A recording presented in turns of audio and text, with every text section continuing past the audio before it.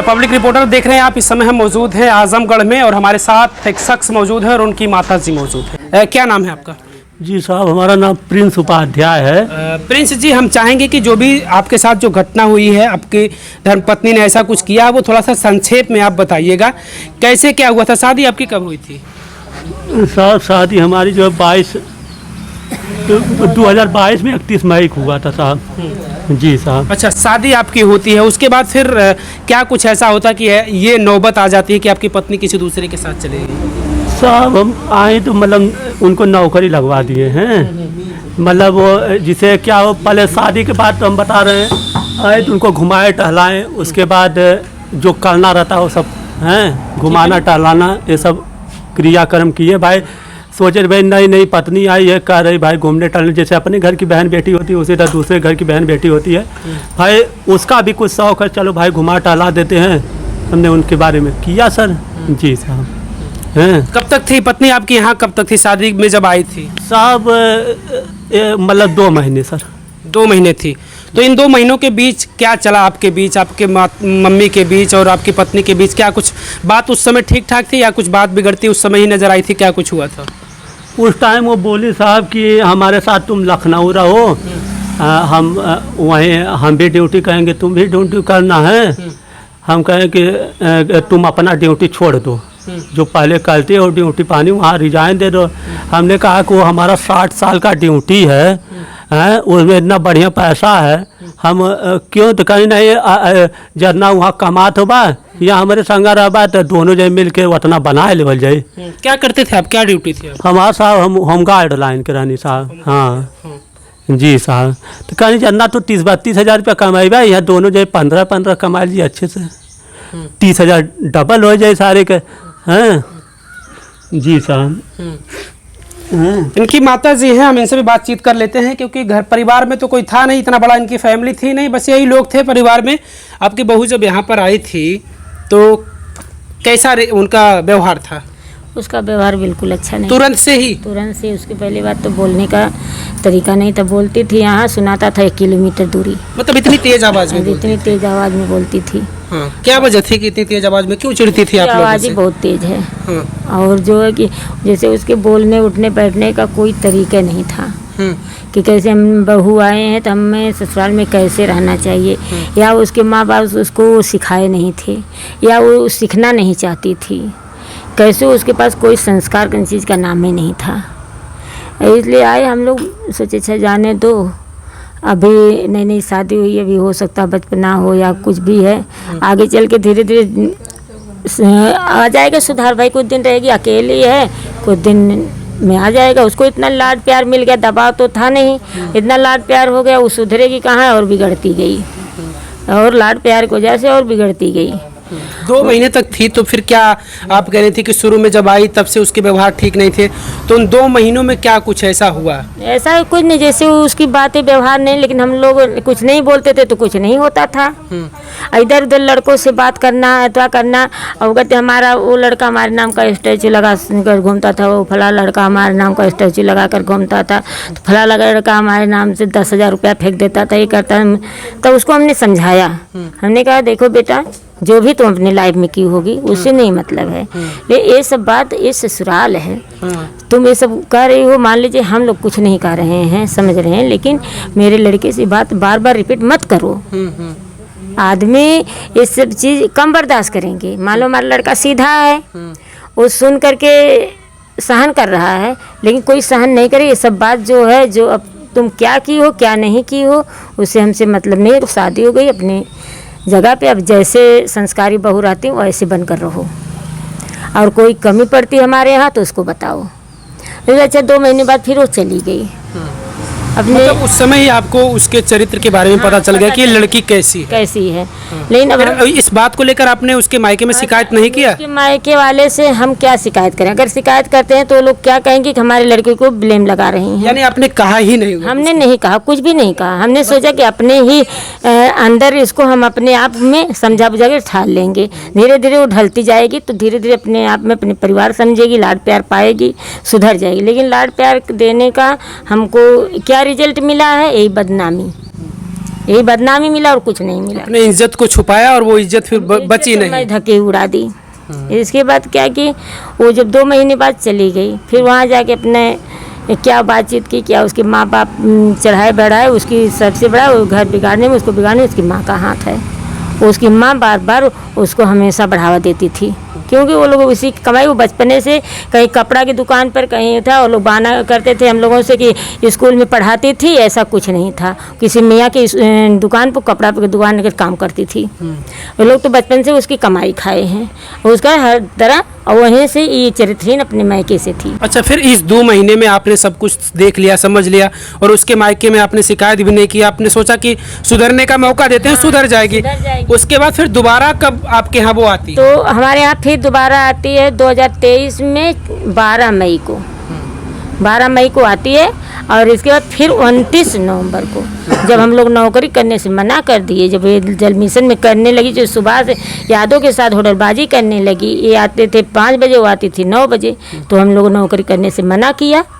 तो उसने क्या किया कि अपने माँ बाप को बुलाई, फ़ोन की, क्या कही क्या नहीं किया वो लोग जानेंगे, और हर सामान पैक करने लगी, दरवाज़ा बंद कर ली। फिर हम लोग खाना बनाए, ले जा कर उसको बेड पे खाना और पानी दिए, वो भी खाई, सब लोग खाए पिए सोए। 12 बज गए, तब तक रात में आ गए लोग, 2-3 बजे आ गए, 2 गाड़ी लेकर आ गए। इस बार हमने कहा नॉर्मली बातचीत लोग करेंगे, बुलाए नहीं आए, वहाँ पर चिल्लाने लगे। इसके बाद हमने पुलिस बुलवाई, पुलिस आई, पुलिस डांटी उठी। इस बार जब पुलिस चली गई तो अपना सारा सामान लोग रात में ही लिवा कर चले गए। हाँ, अच्छा, ये बता रहे थे कि ये बाहर नौकरी कर रहे थे, तो फिर इनको वो घर बुला ली थी। हाँ, घर तो ये लोग दोनों लोग यही नौकरी करने इसके लगे थे। बाद जो है कि उसके माँ बाप भी इसको दबाव डालते थे, ये भी कि वहाँ से चले आओ घर ये चले आए।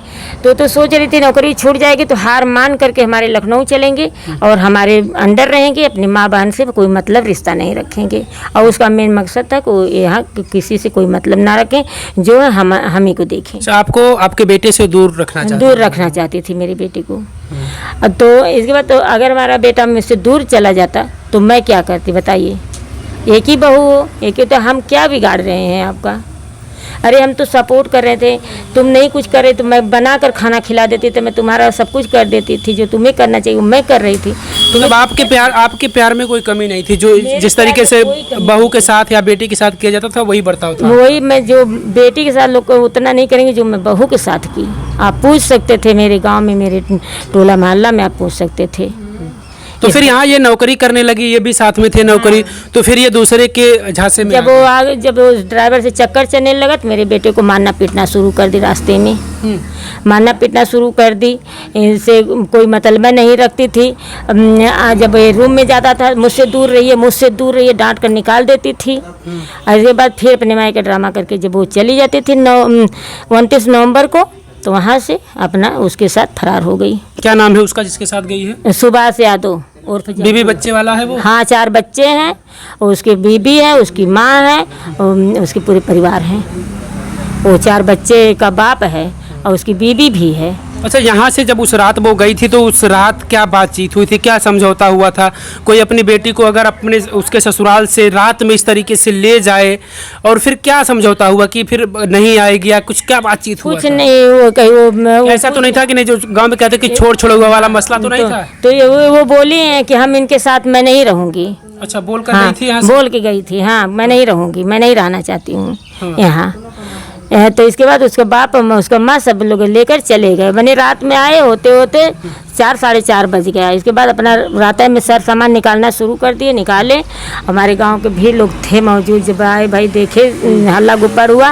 और इसके बाद सारे 2-4 गाँव के लोग जुट गए, वहाँ से फिर ले करके अपना चली गई। हाँ। अच्छा, ठीक है, चले गए। उसके बाद जब वो आपकी पत्नी यहाँ से चली गई थी, उसके मायके वाले के लेकर चले गए थे, तो फिर दोबारा आपसे कभी बातचीत हुई थी उससे? नहीं साहब, वहाँ गए, सिम तोड़ दी, वो दूसरा नया सिम ले ली साहब। मतलब आपसे फिर बातचीत नहीं हुई? साहब। तो फिर आपको ये पता लगा कि वो सुभाष यादव के साथ चली गई है? हाँ, शादी कर ली है? हाँ साहब। यानी छोड़ आप लोगों से हो चुका था? नहीं, छोड़ हुआ कुछ नहीं हुआ था, तलाक वलाक नहीं दिए थे वो लोग। हाँ मतलब कागज मतलब बना नहीं था। अच्छा, समझौता भी कुछ नहीं हुआ था कि मैं आपको छोड़ रही हूँ, बस मुंह से कहकर चली गई। हाँ ये तो आमतौर पर होता है जब पत्नियां किसी से झगड़े करती हैं तो ये कहकर चली जाती हैं कि हम नहीं रहेंगे, तो आपने ऐसा ही सोचा? तो हमारे कहने मतलब सरकार ने बोला है कि हिंदू धर्म में एक तलाक माना जाता है हिंदू धर्म में, तो कैसे बिना तलाक के दूसरा कोर्ट मैरिज हो गया है। बोलती है सरकार कि जो दूसरा शादी कर लेगा उसको सज़ा होगी, तो क्यों नहीं इनको सज़ा हुआ? इस पर भी तो हमारे सवाल उठा। अगर उनके जगह अगर कहीं कहीं मैं होता तो आज कहीं कहीं मैं 10 साल का सज़ा काटने मिलता। इसकी गारंटी कितने लड़के बेचारे सज़ा काट रहे हैं। आज लड़कियां कर रहे हैं तो उनके लिए कोई सज़ा नहीं। अगर आप छोड़ दिए होते, आप ऐसा किए होते तो आपको सज़ा होती। हाँ, अगर उनके जगह यही गलती हम किए होते, किसी लड़की को लेकर चले गए होते, तो कहीं कहीं आज हम जेल में रहते। अच्छा, ये आप मान चुके थे कि आपकी पत्नी आएगी या नहीं आएगी, क्या मान चुके थे आप? सर वो जब चली गई तो हमको ये कंफर्म हो गया कि जब दूसरे के चक्कर चल रहा है अथवा उसके साथ रह रही तो हमको कंफर्म हो गया कि ये नहीं आएगी। अच्छा, ये आप इनके साथ नौकरी यहीं पर करते थे आजमगढ़ में ही, तो माता जी बता रही हैं कि आपके साथ वो मारपीट करती थी जब उसका दूसरे से चक्कर हो गया। गाली देते थे, मारती थी, मतलब एकदम खटरे हैं, मतलब अब डंडा अंडा लेके लाठी लेके थोड़ी न मारती थी, माने झापड़ से अथवा करके। क्या मानते हैं आप? क्या कैसे मतलब पति का इज्जत किया जाता, सम्मान किया जाता है, वो चीज़ उन्हें मालूम नहीं था, बल्कि उनके जगह हम उनका सम्मान करते थे। मैं सोचता हूँ साहब, लड़कियाँ एक लक्ष्मी होती हैं, का पूजा किया जाता है, हमारे सनातन में कहते चला। तो हम दूसरा कुछ सोचते थे, लेकिन इनका कुछ कहना दूसरा। प्रिंस जी, ये बताइए क्या कमियां रह गई? क्या आपने प्यार नहीं दिया? क्या आपने खिलाया पिलाया नहीं? कि आखिर वो दूसरे के झांसे में आ गई? कुछ तो कमी रही होगी आप में। साहब कुछ कमी तो नहीं थी साहब, उनको हमने सब कुछ, बस कमी इतना थी कि वो दूसरा कोई चढ़ाता गया, उसके हिसाब से वो चलती गई। इनको एक भी भूत भविष्य नहीं मालूम हुआ। नौकरी करने के लिए उसने क्यों सोचा? आप जब नौकरी करे थे पैसा उसको नहीं दे रहे थे क्या? हम उनको हर महीने के 7-8 हज़ार रुपये देते थे, तो उनको मतलब एक अयासी जिसको कहा जाता है कि इंसान देखिए, एक सम्मानित लड़की कभी बाहर जाकर नौकरी नहीं करेगी तो कोई टीचरी करेगी या तो कोई कपड़ा की दुकान में जाकर उन्हें पंडित की लड़की नहीं नौकरी करेगी। अगर सही करें तो बताइए, वहाँ में जब हम 32,000 रुपया खुद कमा रहा हूँ, 3 जने में कितना तुम खाना खा जाओगे भाई? तुमको भी नौकरी करने की ज़रूरत है। उससे बोला मेरा सड़क पर ज़मीन है साहब, तुमको ब्यूटी पार्लर खुलवा देंगे, मेडिकल की तैयारी कर लो, मेडिकल हम खुलवा देंगे। हाँ, एक माँ, एक तुम, एक 3 जने में साहब ऐस वाली। बच्चे उच्चे आपके? साहब बच्चे बुच्चे नहीं हुए साहब। अभी क्या आपत्ति आपको है? अभी क्या दिक्कत है आपको कि क्यों आप लोग परेशान हैं? मीडिया के सामने आपको बताना पड़ रहा है। जब आपकी पत्नी चली गई, दूसरे के साथ चली गई, आपको ये भी उम्मीद नहीं थी कि वो आएगी नहीं। आप कह रहे हैं कि वो हमें उम्मीद थी कि वो नहीं आएगी क्योंकि दूसरे के चक्कर में है, तो फिर अभी दिक्कत क्या है आप लोगों को? हमारे कहने में दिक्कत यही है साहब कि अगर वो लोग मतलब धमकी दिवा रहे हैं, कुछ कर रहे हैं बार बार, तब क्या ज़रूरत थी हरौला थाने फ़ोन करके? जब तुम पैसा भी लेते गई हो अलमारी में से निकाल के, हमें 1-1.5 लाख रुपया दिया है दोलजा साहब, और साल सामान हमें दिया है दोलजा साहब। जब तुम एक बार लेके चल गई हो गहना गुड़िया कपड़ा लता 1 लाख रुपया, तो तब फिर क्यों धमकी दिवा? कहते नहीं है कि हाँ बोल देना दिला देंगे, नहीं तो उनको हम झूठे हम फंसवा कर जेल करवा देंगे हैं। अच्छा, अब दूसरे के साथ वो शादी भी कर चुकी है सुभाष यादव के साथ? हाँ साहब, शादी कर चुकी है। उसका कोर्ट मैरिज का साक्ष्य में कागज रखा हूँ सर। उनके पास जिस आदमी के साथ ये भागे, उनके पास 3 लड़कियाँ, 1 लड़का है साहब, हैं उसके साथ? हाँ, और वो बूढ़ा है साहब, 50 साल का इंसान है साहब। उनकी जो पत्नी है, करीबन उनको हम लोग आंटी कहते थे प्यार में, हैं चाची। बताइए, हमारा घर तो फूकबे की, उसका भी परिवार फूकी नहीं, वो भी तो बिखर रहे हैं सभी लोग उनके परिवार के। अच्छा, अब दूसरे से वो शादी कर ली है, अब वो कह रही है, धमकियां दिलवा रही है आपको, क्यों भाई? अब तो वो उसका पति कोई और हो गया है, तुमसे इससे क्या मतलब? आखिर इसके पीछे वजह क्या हो सकती है उसकी? उसके वजह पैसा है कि कह रही है कि तुम इतना पैसा दे दो, इतना सामान दे दो, उसके बाद यही सब कर रही है। उसका मकसद ये था कि इनके साथ भी रहेंगे, बाद में कोर्ट कैंसिल करवा के इनका आधा प्रॉपर्टी भी ले लेंगे। वो मतलब किसी से कहवाई थी ये बात, हैं। तो उसके बाद हमको भाई पुलिस का सपोर्ट लेना पड़ा है। तभी पुलिस जो है अभी कोई एक्शन विशेष करके नहीं ली है। जो तहबरपुर थाना अभी सुभाष यादव के घर पे नहीं गई है, और नहीं अभी अभी कोई कुछ कार्रवाई नहीं उस पर हुई है। क्या चाहते हैं आप, चाहते क्या है आप? चाहते यही है सर कि जब वो कोर्ट मैरिज कर ली है तो पुलिस प्रशासन और जज साहब जो आजमगढ़ के हैं और वकील साहब से लोगों से निवेदन है कि भाई तब हमारा छुटकारा है भाई, तब तुम उन्हीं के साथ रहो। हमारा जो मतलब साल सामान पैसा कौड़ी गहना गुड़िया लेकर गए उसको देना हो तो दे दो, नहीं तो फिर हमारा साथ तुम छोड़ दो भाई, हम तुमसे तो भी नहीं। मतलब इस मामले से दूर हो जाओ, तुम्हारी जिंदगी से पूरी तरीके से दूर हो जाओ, मुझे परेशान मत करो। जी बस यही मेरे चाहते कहने का मतलब यही है सर, क्योंकि सर भाई अपनी भी साहब जिंदगी है, मम्मी है जी साहब। प्रिंस जी, अगर वो गलती मान कर अगर वो आपके साथ रहना चाहे फिर से आकर, तो क्या अपनाएंगे आप? सर देखिए क्या है कि गलती मान कर अगर आएंगे साहब, हमारे कहने मतलब साहब 50-60 साल के इंसान के साथ जो रहकर आएगा उनको मैं किस हिसाब से हम फिर कौन सा बेस में हम अपना चेहरा दिखाएंगे गांव में, ये बताइए। अगर हमारे जगह कोई बड़ा साहब होगा, अगर उनकी पत्नी अगर ऐसा करेंगी तो कोई रखेगा, ये बताइए। सुभाष यादव क्या करते हैं?